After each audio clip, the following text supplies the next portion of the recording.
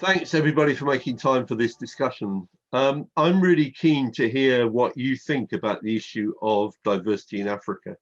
It is, as we know from the social anthropologists, the most diverse continent. It's a place for me of endless fascination. A lot of people know it for its wildlife, but to be honest, I'm far more interested in the diversity of its peoples. And I'm really pleased that you've been able to join me this afternoon to have a discussion about the problem really of dealing with diversity in tourism, because it's an odd thing, isn't it? We travel because we want to go somewhere different, but we take ourselves with us when we go there. So we take our prejudices and our experiences from the past with us. And in large part, I think travel is about opening yourself up to these other experiences with other people, to encounter the other, but it's a problematic process. I'm going to introduce each of you as we go round and ask you to say a few words about yourself. But let me start with you, Ewan. You're based in London. You're originally, if I remember rightly, from Malaysia. You run a media magazine of some international importance. How do you see this whole issue of who the culture belongs to? You've had the privilege, as I have, of living and working in many cultures, but how do you see this question of who owns the culture? Who does it belong to? Well, thanks for having me, Howard. First, I think it's great to be talking about this today because so much of responsible tourism of late has been about the environment. And I've always felt there's a lot more to be said around community and culture. For me, I think we need to take a step back in the conversation first and discuss cultural ownership, as you said, the concept of which is, a challenging one. Because for so many decades in tourism and also in everyday life, there's been so many discussions about how one culture accesses the culture of another responsibly and respectfully. On an individual level, as someone who is of Malaysian heritage, I don't feel that Malaysian culture is something I own. It's something I celebrate and something I'm proud of, but it's not owned by me, particularly as my own individual culture is made up by so many different determinants. As you say, I grew up in Britain, so I'm intersectional, as is a lot of the world today when it comes to diversity. But as someone that is passionate about diversity and inclusion, by the very nature, I would consider myself a cultural internationalist. And that's sometimes a difficult one for me to rationalize as a person, because while I believe each particular culture contributes to the diversity of the world and overarching human culture in general, I believe that everyone should be able to have an equal cultural interest in global culture. I don't believe that one dominant culture, colonialist usually, has the right to acquire that culture and trap it in a museum, for example, only for members of that culture to see, or take the sort of dominant position in accessing that culture. I believe that those from where the culture is from should be allowed to have special interest and a reasonable voice in how that culture is showcased. The key word here for me is really about respect. And the challenge being that many people appropriate other people's culture in a way that's not as respectful as it should be, often for personal and financial gain. So then the ethics of that gain becomes a bone worth picking, because more often than not, those who appropriate the culture do it at the disadvantage of others. Colonialism is a big example of that, not to mention its after effects long after independence. But in today's context of international tourism, the profit centers often still remain outside those countries, are not directly benefiting the community around that culture. But it's not black and white, for want of a better choice of words, because just because someone lays greater claim to a culture by way of their nationality or heritage, it doesn't mean also that they're the most respectful or the best skilled at creating experiences that are best for the sustainable cultural development of community. I've seen it in Asia, particularly, where sometimes the tourism providers from that place are the people that create the more harm than they do good. It's hard to blame them. We live in a capitalist world, and development is often seen as economic. And it's a very privileged notion to tell one group of people to stop developing in a way that they want to in order to preserve their cultural heritage. If that hampers the economic development of their community, I sometimes feel that the sustainable travel movement can be actually very one-sided. And the conversation often shifts from we need to be responsible to you need to be responsible very quickly.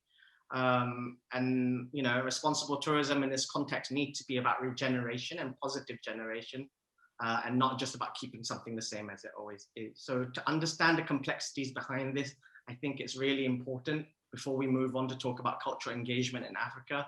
I believe that in order to have a serious and significant discussion around this, the conversation should be far more about stewardship rather than about ownership. You're reminding me of a story I was told. I wasn't actually there when it happened, in around Hwange National Park in Zimbabwe, where the community was saying that they were tired of the guides coming in, and they would overhear them telling the tourists that they were guiding about how dirty and primitive these villages were.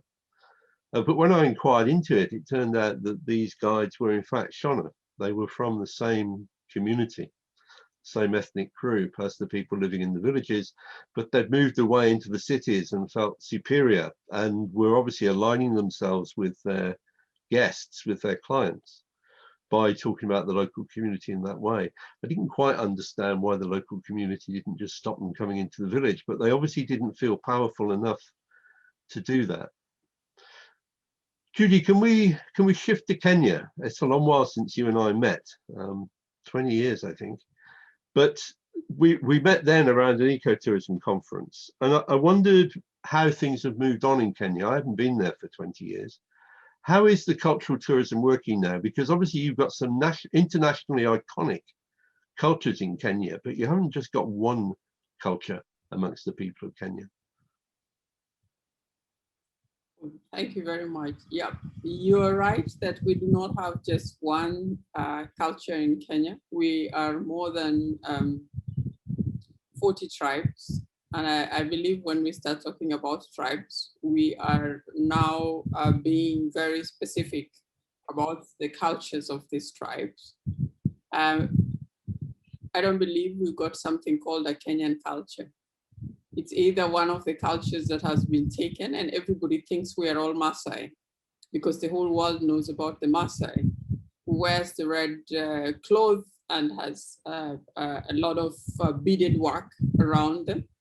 I have been asked this question thousands of times by travelers and tourists and even business travelers in Masai Mara. And these are you Maasai? It's the first question that they ask you, because they almost want to confirm what they have read about the Maasai. So when you say I'm not Maasai, then they ask, so what are you? Because they don't know that there exists another 40 plus tribes in Kenya, each one of them with very, very unique cultural identities. And this is where my point about cultural ownership belonging to the people who live that culture, who live it on a day-to-day basis, as opposed to the people who embrace it, who respect it and appreciate it. There has to be a reference point for cultures. And when I'm talking these traditional cultures, like for the tribes of Kenya, I'm not talking about urban culture. Maybe when it comes to urban culture, it's everybody's culture. But when it comes to my culture, I am Luo. There's a certain way in which we bury our dead. There's a certain way in which we mourn. There's a certain way in which we celebrate harvest. There's certain crops and foods that are associated with us. We live that culture. We are the fishing community of Kenya. Now, that culture for me is can be embraced by other people. They can do some of the things that the Luo community do, but really the reference point for that culture still remains the Luo community. When it comes to tourism in Kenya, tourism has promoted over the years, more than 50 years, the Maasai culture. When you look at tourism images, when you look at brochures, when you look at advertising, you just see one community in a red cloth, and that culture, to a certain extent, has been also appropriated by many other people who don't even respect it anymore. So anybody who can wear that red cloth and wear the beads can pass as a Maasai, and the tourists will be excited. So you go to a coastal destination. The Maasais are pastoralists. They come from the savannas. You go to a coastal destination, you find a hotel that asks its workers in the evening after they've served the guests to dress like Maasai and dance like Maasai. And they tell them that this is Maasai. This is not Maasai. These are people trying to be Maasai. And they don't say that to the guests, and they just pass it because they are trying to monetize Maasai culture and benefit from it because of its popularity. And that is why we see that ownership of culture today has moved into art galleries, have moved into the people with economic means to protect and preserve that culture. There's a very interesting house in Nairobi. It's called the Africa Heritage House. This house, I think, is one of the most photographed heritage houses in Africa. It's got every kind of cultural artifact, traditional, belonging to different communities from around Africa, collected by the owners over the years. You will not even find some of them with the communities themselves, but they're here for tourism attraction. So art galleries and museums have become the owners of African culture, that even the people in there and the interpretation of that culture is not done anymore by the people themselves. And what you hear is very descriptive culture, describing that this is made of sisal, that this is done of that, this is made of this, but you don't hear the narrative and the story behind it, which is what makes culture authentic. When it has the story behind what you see is more important than what is presented. Today we have a lot of presentation of culture, but very little of interpretation of culture, because cultures have been embraced or they've been appropriated by other people who are not the original owners of that culture. Judy, it's interesting. Thank you. And Judy, it's really interesting for me to hear you say that, because one of the core aspirations of responsible tourism is to create meaningful connections. Now, it seems to me that you can't have a meaningful connection with, say, a spear. You can't have a meaningful connection with an object unless you understand the narrative, the spiritual values, and what that means within the culture. Is that, I mean, the Maasai famously are photographed with their spears, and people take photographs of the Maasai lighting a fire, or the Maasai show the tourist how to make a fire. But there's no cultural content in that, is there? No, there is no cultural content, and that's why I'm talking about it's about activities and presentations and items and being shown things and being, I call it show and tell tourism. I'm going to show you this thing and then I'm going to tell you about it.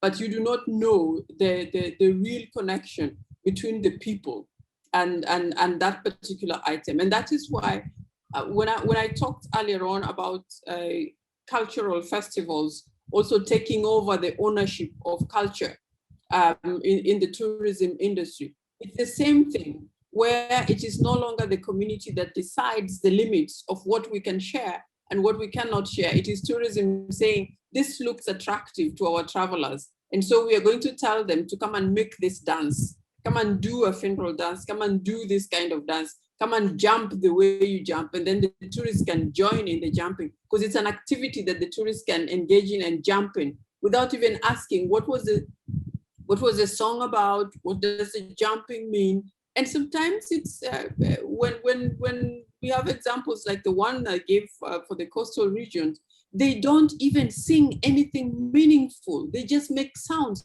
And for me, that is an abuse of people's cultures. Just because you know how to make the sound and you can wear their clothes and you can jump with them, you do not have the right to do that, because you're abusing these people. You mama things that don't make sense, you jump around, and then the tourist gets excited and goes home thinking, I know a little bit about Maasai culture. But they just saw a performance by somebody or a business that has embraced this for commercial purposes. And Harold, I know you know one of the challenges in responsible tourism today is how to stop commodification of cultures. Is it even possible? Where do we draw the boundaries? Where does the respect start and where does it end? Whose responsibility it is? I think these are the questions we need to be talking about. I think we do definitely want to come back to some of those, Judy. I promise that we will. But can I just push your argument a little bit further and see whether you want to go with this or not. Don't feel you have to. But it seems to me that there's an issue of the respect between the host and the guest, which is clearly extremely important. But there's also the question of what this means for the culture. I mean, it seems to me that very often the tourist wants the culture to be the way they expect it to be. And often what they expect is something that they've seen in a tourist brochure or they remember from a film or something. And there's a really good example of this. As it happens, it comes from an Irish guy who lives in Cape Town, who Sabu possibly knows. But he says, you know, he says he just gets completely fed up with people complaining that the Bushmen up in the Kalahari aren't still wearing loincloths. Because he says, you know, I go to London and I go to the Tower of London and I want to see the beef eaters, and there are the beef eaters wearing their red clothes. And then I realized that they didn't come to work wearing their red clothes. They got changed when they got to work and put the costume on. And that's very disappointing to me because, you know, that's not what I expected to get. So he now says to the people who say that about the Bushmen, I'm sorry, you're 300 years too late. You know, you should have come earlier. And what worries me about this process is we're stopping the evolution of the culture. You know, we in a way, we're stopping it developing into the modern world. We're turning it into a museum piece. Fundamentally, we're killing it by the way in which we interact with it, because we're fixing it. And all cultures evolve, they don't stay stationary. Is that something you're seeing in Kenya, Judy, or am I just worrying about something I shouldn't worry about? No, you are very right. When a tourist asks, why is a Maasai having a cell phone? You're lost for words on what you should answer them, because they feel that a Maasai should not be having a cell phone. Why are they having a cell phone? Why are they communicating on the cell phone? They have their traditional ways of communicating. And these questions are asked by travelers very often. So it is something that should concern us. And when you tell them that, I like the statement, you're 300 years late. Yes, they are. Some of them are very late. When you tell them, do you know very little about the past of the Maasai. What you see today is an evolved culture. This is not what they were 50 years ago or 100 years. And when you come after another 20 years, they will be completely different. And that does not mean that they have been contaminated, because they keep telling me.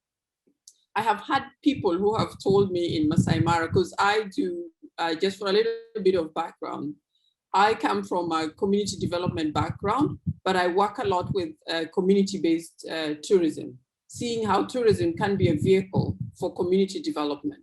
So I work with community empowerment and private partnerships for tourism development. Within that mix, you find a lot of development organizations that also come in and want to support communities, and they want to tell their stories. So once in a while, I host what I call witness safaris. My witness safaris are to enable you understand not the wildlife. Maasais are not the wildlife, and they're not their red sugars. They are all of us. They are everything. They get sick. They need healthcare. They need to go to school. They need money in their pockets. They go to the bank. Yes, they do. They have bank accounts. And so people have said, why did you let them open bank accounts? Why are you advocating for them to go to school? If they go to school, we are going to lose all this culture. And then you will not get the tourists to come to your place, and then they will remain poor. That conversation is extremely disturbing. So what you're saying, Harold, is really true. And I always say that in as much as we talk about responsible tourism, and we've spent a lot of years educating tourism operators on what they should do, we're getting to a point where we should educate the traveler. There is not going to be respect without the traveler being educated. There's not going to be a good appreciation and stewardship of culture without the traveler being educated. Thanks, Judy. Aziz, if I could come to you next. It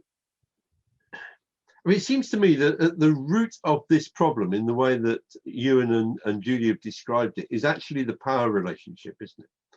That somehow the tourist is walking into somebody else's place with the tourist dollar and the camera, and they're at leisure and the other people are working. a lot of this is about power, isn't it? It is, and I have to say, every time I hear you, Judy, I'm like, I just want to meet you and sit and talk with you much more about this conversation. You're so eloquent, and you describe it the way it is, and I've seen it all over the world in many countries I've worked. It is a power relationship.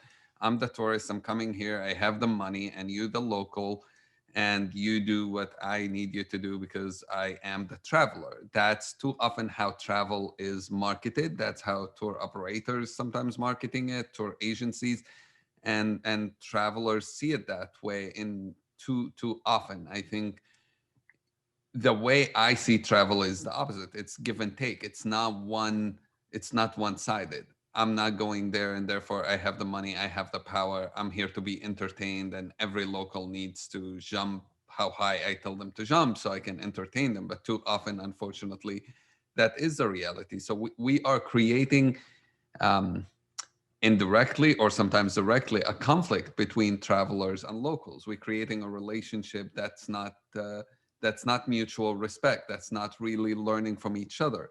I don't see travel as only also travelers learning about locals. If it's a true exchange, a true connection, it's both of us learning about each other. It's a relationship that you're building. It's a connection. But that can't happen when it's I come, so you put a show, I watch it, and that's it. And that show has to fit into this single narrative that we create about every country we go. There's the itineraries are built too often in a way where the narrative has to be smooth, going all into one direction. There's no opposition. There's no other narratives that's being told. Things need to be so simple for the traveler to understand. And that's a danger in some ways of where travel can go. Is this single story and single narrative that it just cannot go any other direction. And it's often in a dominant narrative that doesn't give you the opportunity to be respectful, to ask questions, to really understand, to educate travelers, and to learn, for locals to learn about those places. Many of the locals don't have the opportunity maybe to travel to many countries. And so by meeting with travelers, you're actually learning about those places as well. And we don't give that opportunity because we're jumping from one place to another, doing these shows, entertaining travelers instead of making it a place of building real connections, meaningful connections. Aziz, I know that you take tours into the former Yugoslavia, into the Caucasus. How do you deal with the historic conflicts in those places? Because it seems to me that I've worked a bit in Slovenia, and there's always a delicacy around the removal of peoples and the relocation of people in those societies. And you see the same thing, Judy, actually in Africa, where a really good guide will point out to you that you can see where the community used to bury its dead, but now there's no village there because the village was moved out when it became a national park. Now, that's a real part of the history of the community in Africa or in Bosnia. How do you deal with that, Aziz? How do you stay true to the principles? I think one way you respect travelers and you respect locals and you respect the local place is to be transparent and to be honest about these histories and to be willing to give those voices a place in the tour. So one way I deal with it when I run tour in former Yugoslavia is I hire guides from different backgrounds, different ethnic backgrounds, religious backgrounds there, and I have them work together. I have them co-guide trips together. So imagine having a Serbian and a Bosnian running a trip together. It seems too impossible, but actually it's incredible when it does happen, because what you do, one, you make sure your trip is not a propaganda trip, which often happens in many of these former conflict regions. Depending if your guide is from this ethnic group, you become more moved toward them. If it's from that ethnic group, you move more toward them. By having them work together, you're also creating friendship. You're changing the way the paradigm is working there, and you create a conversation. So instead of one guide preaching at tourists, telling them what's right and what's wrong, there is a conversation, and they are part of this conversation. It becomes much more educational. And as you go to a place like Mostar, where There's a school, literally one school, which we don't go in because we're not trying to disturb the children studying, but you stand outside that school and you realize that half of the school is for the Croats and half of the school is for the Bosniaks living in the same city. Kids are not allowed to hang out together. They're not allowed to study together. And you understand that this conflict isn't 30 years ago. This conflict is still happening today. Yeah, people are not getting killed, but the reality is the community is still segregated. And you only can learn that when you get these people from different communities. And then we invite a lot of voices that are not represented by those guides to come and talk to the group over dinner, over lunch. You know, in Mostar, again, I remember inviting a speaker and telling him the address where we're going to eat. And he said, I'm sorry, this is on the other side of the town. I can't go there. You have to come to my side of the town. I have not been there for the last 25 years, he said. And so those kind of nuances, you don't learn if you don't have those encounters and realize that, you know, we think Bosnia, Croatia, or you think Kenya, you think South Africa, those places are not homogenous. And too often the itineraries we run makes it look like these places are homogenous. There is a story. Yes, something happened maybe in the past, but let's move on. You go to a place like Egypt, you don't know there are Christian Copts who living there, which to me is crazy. They 10, 15% of the population. You don't learn about the innovation happening there. Culture becoming a show.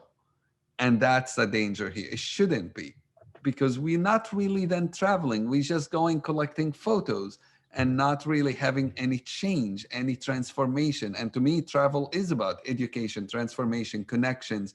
You learn to care and love about the place you're traveling to because you have conversations that move you.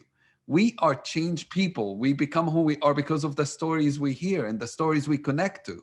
And if you don't have those stories, and as Judy said, all we do is jump over fire and hold a spear and take a photo with someone we don't have even a 20 minutes conversation with, we're not gonna love that place. It's a cool show. We think about it like me going to a show here in my city. You only connect to a place where you really moved by the relationships you create. Thanks very much, Aziz. Sabu, can we come to you? I'm sorry we've taken a little while to get to you, but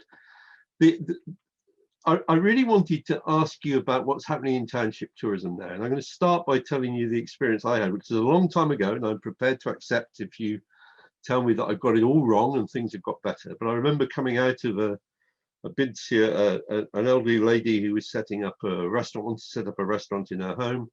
And I came out with her, and there was one of those big 50-seater coaches going slowly down her street. It was right outside her front door. And all the white tourists were stood up at the windows with their cameras pointing down at us, taking a photograph. I think they probably got a bit of a shock when they saw me there. I was clearly not where I should be. But she turned to me and she said, you know, this happens every day. They treat us like animals. They're on safari. Has that stopped?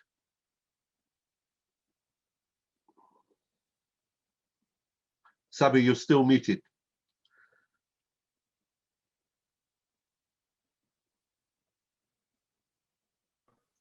Okay. I'm sorry, I should have noticed you were muted and warned you, but please go on. No, it's okay.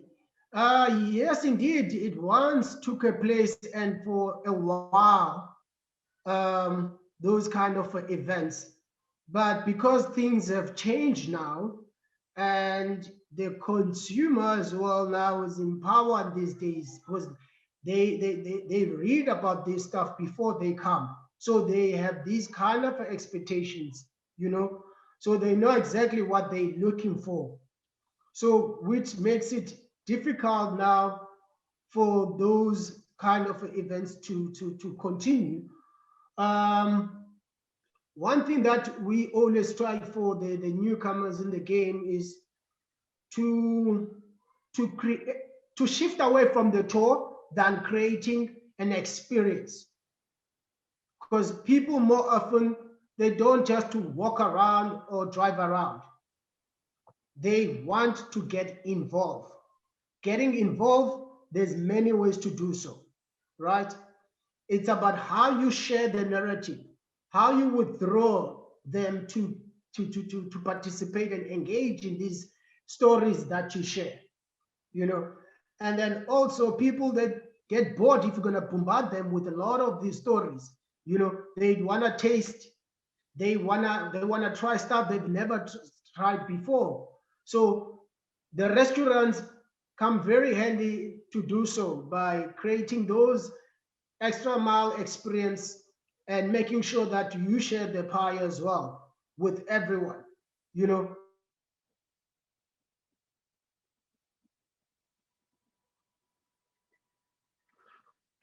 Sabu, you've frozen. And we'll go back to Sabu, I'm sure, in a minute. But do you want to pick up on the point he's making there? Because it seems to me that that's a general point. You must have seen that happen when you've been traveling abroad and looking at tourism facilities and so on. In terms of making more meaningful connections. Yes, yeah. No, absolutely. I think what Abu was saying, that there's been a change. You know, I think the concept of transformative travel, you know, the buzzword that's been buzzing around in our world for the last, you know, people moving toward that. But I think there's still a need for education, and that's through the industry, but also all the way down to the end user. You know, I think tourism has been away for a very, very long time, and therefore people just default to what that is. And there've been lots of, you know, proponents for that change, but it's still, there's this still default, as Judy puts it so beautifully, show and tell.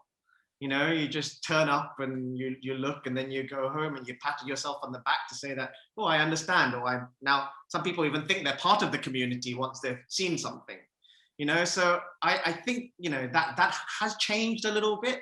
I hope particularly now after the dreaded P word, the pandemic, you know, but there is also a concern that I have that we could actually default back to the old ways as we seek to recover, as the tourism industry seeks to recover. So to drive the volume of tourism rather than necessarily the value of tourism. And I think that's where, you know, that's where the problem lies. Particularly in Asia, you know, parts of the world but in Southeast Asia, there's this concept of over-tourism, because everyone just trying to drive as much volume as possible rather than necessarily thinking about the value. And that's for the industry to solve, not the end user. The end user has a little bit of a responsibility, but the industry keeps positioning it in a particular way. So of course I'm going to buy it in a particular way, particularly if it's cheap. Yeah, you know, and that's the other danger. I see that Sabu has managed to get back online, so let's go back to him, and then we're going to come back and go around and talk about the end user, the consumer's responsibilities. Sabu, do you want to continue? We're sorry we lost you briefly there, but welcome back. Apologies from my side as well. Yeah, as I was saying, so it's all about how you position your product and your brand as well, because right now it's more about experiences than tours. People now have shifted away from tours, you know. So as I was saying earlier on, that people wants to get hands-on, you know, and then also what I was saying earlier on as well, that it becomes very key when you share this narrative, because most of the people, they're not familiar with these stories. Now, how do you withdraw their attention so that they can participate, you know? And then also now people want to, I mean, as we all know, it's much better when you get it from the horse's mouth. Now, instead of pointing fingers and saying, those are the hostels, those are the people are staying there, the kind of people that are staying there are doing this A, B, and C. Those days are gone. Now you need to find a ways to create that engagement so that they can have that personal connection, so that they can get to experience what it's like to live in those conditions, you know.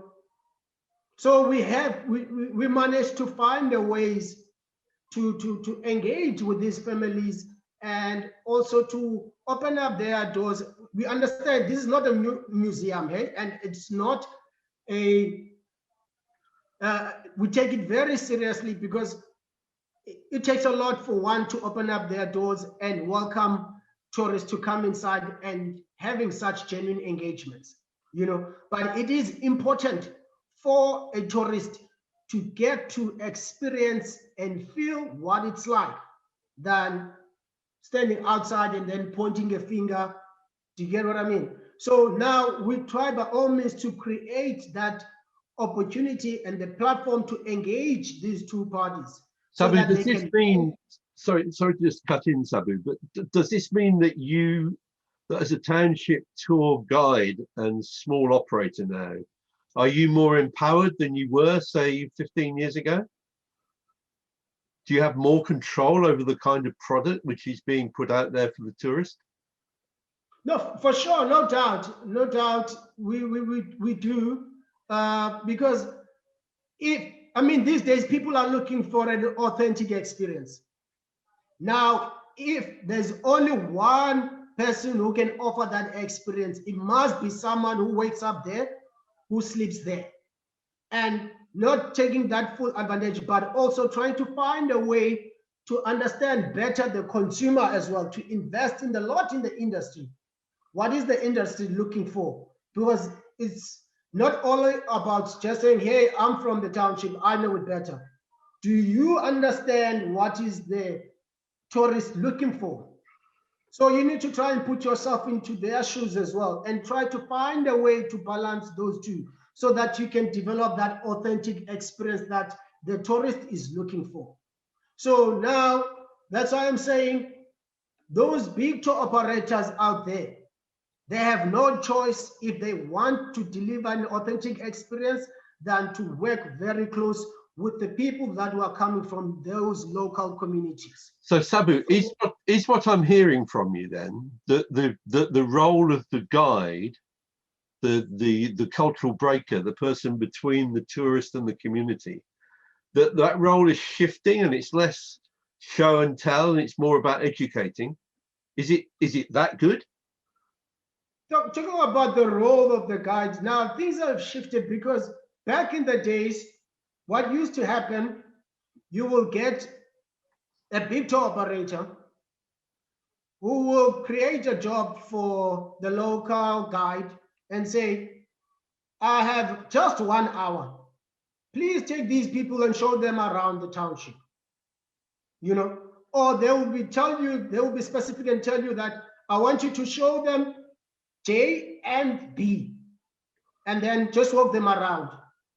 Now things have shifted because now we have moved from being a tour guide to be the tour operator and also a destination management companies, right? Which simply means now we have the power to design the product that not only meets the big tour operator that we're working with, the product that is most suitable for the consumer, not for the big tour operator.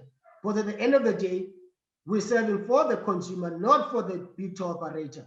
So now it becomes very key how you package that. So now things have changed now because now you will find businesses like the one that I'm running and the others, tour operators in the township now who are designing and developing this product themselves than someone who stays outside the township and being able to come and say, here's the product and sell the township according to what the little experience or little knowledge that they know.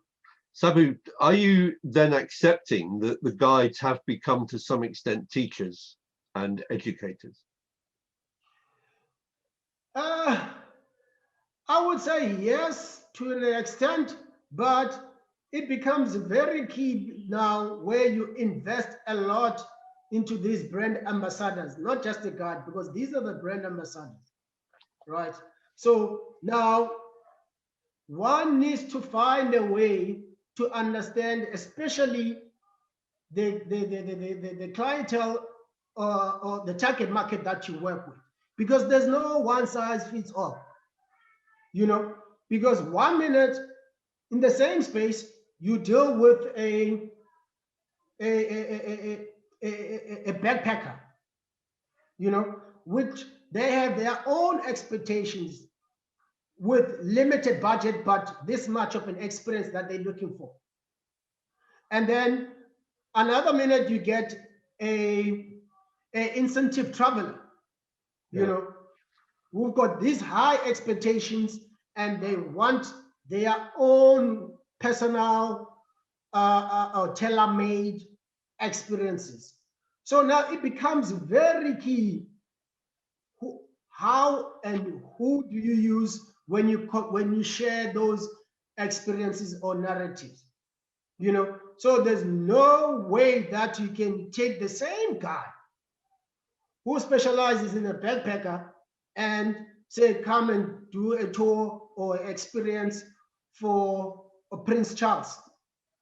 Yeah. Sabu, thanks, Sabu. Let me come back to Ewan and try this question again about the education. I was originally an adult educator, and the basic principle in adult education is you start where the student is at.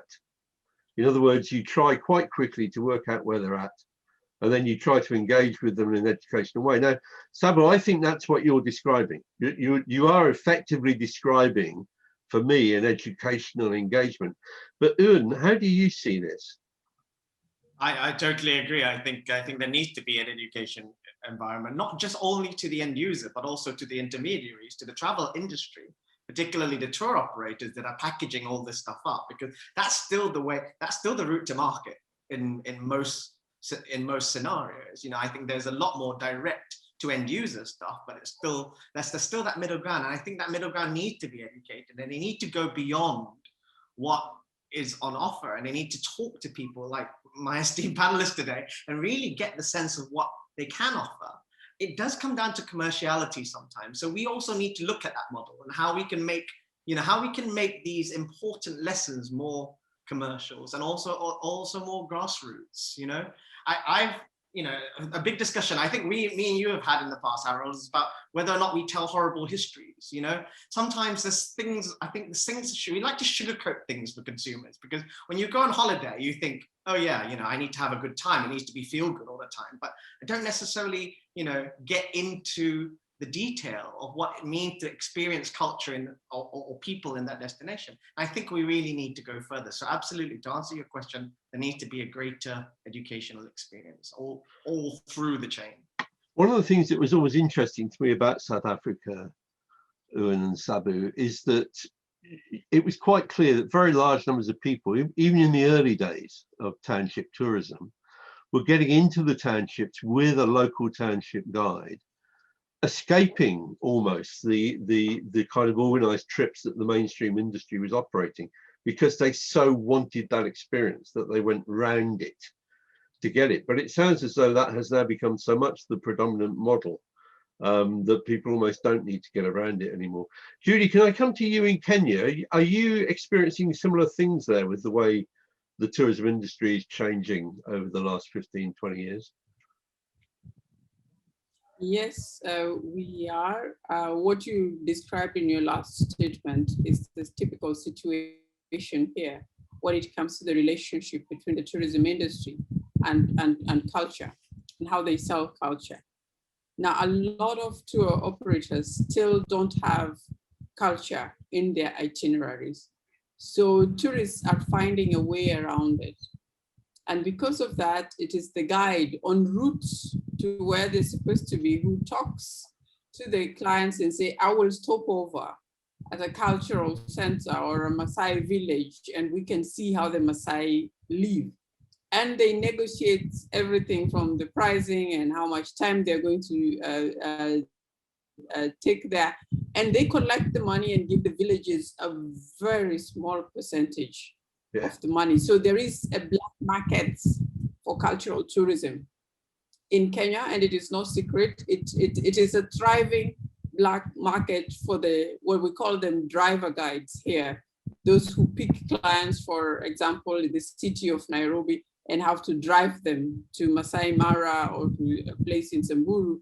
And along the way, there are communities, and some of them are not even local communities, those who have embraced or appropriated culture, who have set up cultural centers, and they go to this place and they get a performance, a show, and the tourists pay for it, and they tick off the boxes, just like Aziz said earlier on. You don't even know, you're so proud of a picture that you have with a local Maasai, but you didn't even know their name. You don't know their name. You were smiling so broadly next to them, you forgot to even say hi and ask them their name. This is how impersonalized this kind of cultural experiences are.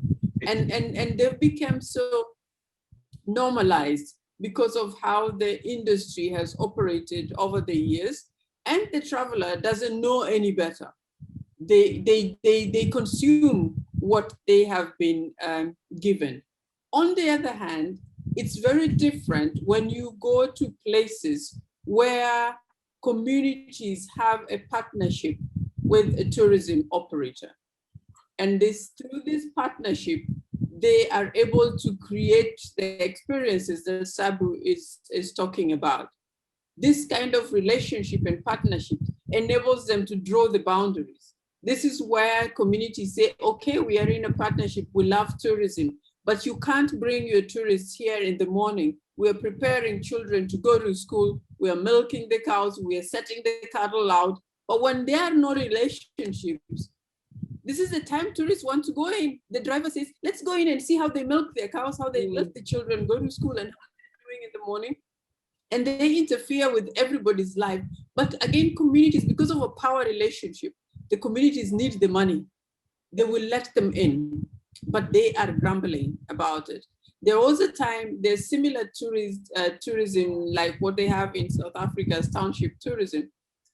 We have in Nairobi, two very large informal settlements, right? These informal settlements have become places where some operators are attempting to do informal settlement, or what they call in not very good language, slum tourism. And they've been taking guests to these places and asking that the locals, the residents, can allow them into their dwellings so that they can be paid for it. And there was a time they got interviewed and they said, we are human beings with dignity. We don't live here in these conditions because we love to live like this. We have been forced by circumstances. Our economic conditions don't allow us to live any better, but we are not as proud of our living conditions. So when other people come and insist on seeing it and photographing it, and they want to photograph you next to that very filthy ablution block that is shared by so many people, because they want to go and show somebody where they went and how they saw these people. Where is the human dignity in taking another human being's suffering and sharing it as part of your holy? That's poverty pornography, isn't it? Yes, it is. Aziz, can we just make clear to everybody that this is not just something that happens in Africa? Oh, absolutely not. It happens in Palestine. It happens in Latin America. I mean, for us, it's the refugee camps where people would want to go and see and take photos of. In Brazil, I've seen it again and again in favelas, where I've done some work, and I have really good friends there who say it's not that they don't want anybody to come in. It's when I went in, they just said, please don't bring your camera. And I went with a friend, and she said, it's just we tired of people literally thinking this is a zoo. Yeah. Like, if you want to learn, we're happy to talk to you to learn, but most people are not coming to learn. And I'm hearing our conversation, I'm thinking like, travelers sometimes want to go to these places because they're really curious, they want to learn, they want to figure out what to do, and they might even have it in their mind that that's cultural tourism. You know, I want to meet one of these tribes because it's cultural. I want to see where people who are poor living, so I'm not just staying in the 5-star hotel. But the way it's operated, it is so wrong, and it kind of beats the purpose, the original purpose. So that's one thought I have as we're having this conversation. The other thought, well, the other thought escaped my mind, but I was thinking of, people are going to, I hear too often is that, when I'm traveling, I don't want to be educated.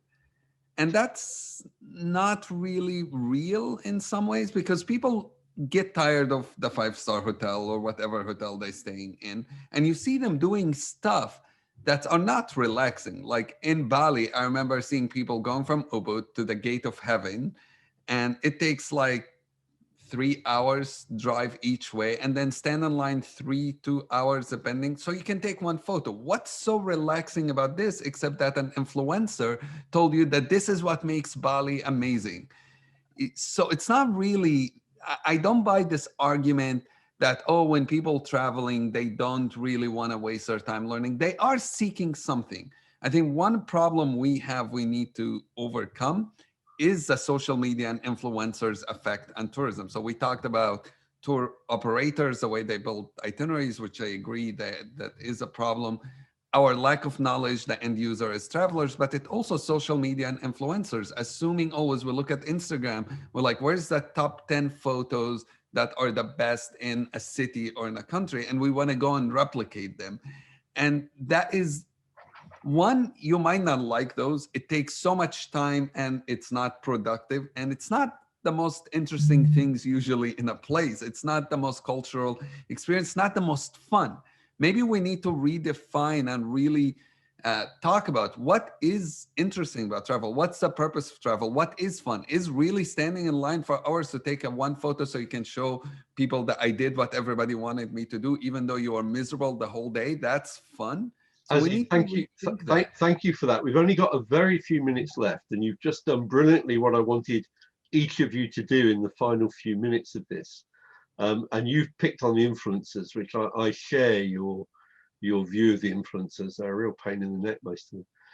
But that's just my prejudice, of course. What I'd like to do is ask each of you now just to say, give one piece of advice to a traveler about how to get more out of their trip and how not to behave if they want to behave in a way which will create meaningful and respectful relationships. And Ewan, I'm going to go to you next. Right, well, you sprung that one on me. Wait a minute. No, I think exactly what everyone has said here. I totally concur. But I think people need to also think about their privilege and where they come from, and you know, the flow of power, you call it. Some people call it money. Some people call it intent, you know, and think about how they place themselves in other people's culture, or how they place themselves in other people's destinations. I think you know, the last year particularly, we've talked a lot about privilege in travel. And I think that is a lot of the root of the issue. People think that the world owes them something, that they have the right to travel to somewhere, right? And act as however they want, whether they want to get in too deep into the education, or they just want to sit back and not do anything at all. And I think my advice is to think about your privilege when you travel, and you know, think about how you're impacting people. And I think that's a super important takeaway from this all. So to think about it and not to abuse it. Absolutely. Yeah. To consider your power and to consider your economic impact. And be responsible with it. Absolutely. Sabu, what would you want to say to a tourist who's thinking of coming into the township with you? Sabu, you need to unmute. Sabu, unmute. Sorry. Okay, I think from my side it will be acknowledgement is very key, right? To acknowledge that we are all coming from different backgrounds. We are all diversified. And then also, while you acknowledge and be respectful of others as well, you know, and then, which is the last one and the most important one, is to take a full pride of who we are or who you are. Take a pride, take a full ownership of that, you know. And then another thing, a key point that I wanted to share earlier was from our side as the tour operators or the people who develop these packages. It is very key that make sure there is an educational element, for sure, no doubt, cultural exchange, and don't forget the most important part, which is people like most to have fun. People want to have fun when they travel. As much as they want to learn about other people's culture, but they also want to have fun. So it is very important to find a way to balance those two. Thank you very much. Thank you, Sabu. Judy, you're going to have the last word. And you're still muted. I would like to ask and request fellow travelers. I'm also a traveler. One of the most important things that we should pack while traveling is emotional intelligence. We should appreciate people. We should ask ourselves the questions that we would like to ask others before we open our mouths to ask and comment. Ask yourself that rhetoric question and feel what it would be if you were in your own home and somebody, or at your own home and somebody was asking you that particular same question. The other thing that I would like to say is that communities and people are not attractions. People don't want to be photographed as though they were buildings. Yeah, we say the people want to have relationships with the people that they meet. They want to feel like human beings. They want to feel respect. They want to feel that they are appreciated. They want to feel that they are interacting and engaging, but they are not objects that are attractions for the traveler. You've reminded me that when we started the campaign back 25 years ago now for responsible travel, the example we used very often was, how would you feel if a busload of Gambians turned up at your child's school on a Tuesday morning and were ushered in to take photographs of them in the classroom? People get the point when you make that comparison for them, but very often that's what you need to do, for people to understand that they need to treat others as they would wish themselves to be treated by other tourists. We've run out of time. We could clearly have gone on for much longer, but if I could thank you all, Aziz, Judy, Sabu and Ewan, for what's been, I hope, for you an enjoyable conversation, and I hope the people who have the privilege of listening to this and seeing it in WTM Africa will enjoy it too. Thank you very much indeed. We've still got a long way to go as an industry to achieve meaningful and respectful connections between hosts and guests, between travelers and tourists, between visitors and local residents. Thank you very much for your time.